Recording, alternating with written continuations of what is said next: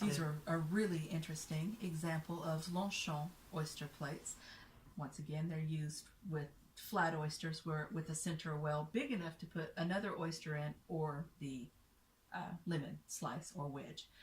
These are all three in the same pattern but made at different times.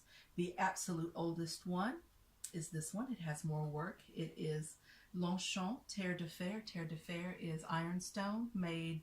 This would have been made right about the turn of the century, late in the 19th to the beginning of the 20th century. Once again, it's got the stack marks from other plates being stacked up and fired at the same time. It's deep green with the irregular color, which makes it very interesting. A little bit of brush added in the color. Later, we've got this one. It's in the same vein with the brown around the edges. Solid color, a lighter.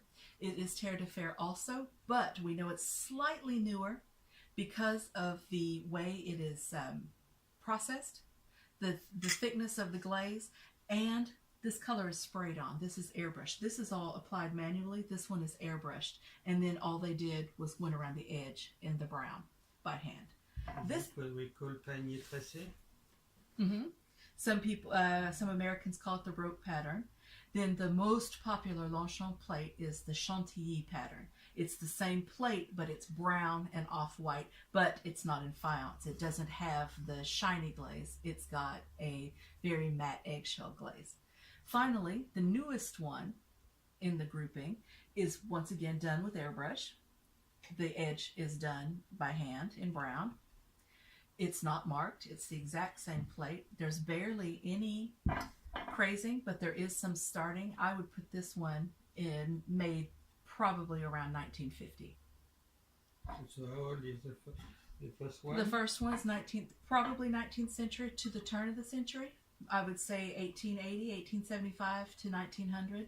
This one may overlap a little bit, but most likely is 20th century, 1900 to 1930. And after that, you didn't see Terre de Fer too much anymore. Really, after 1920, you didn't see it too much. And then this one, it could be anywhere from 1930 to 1970, but most likely that's not 1970 because the color went out of mode. Then the Chantilly took over around the 50s to the early 70s.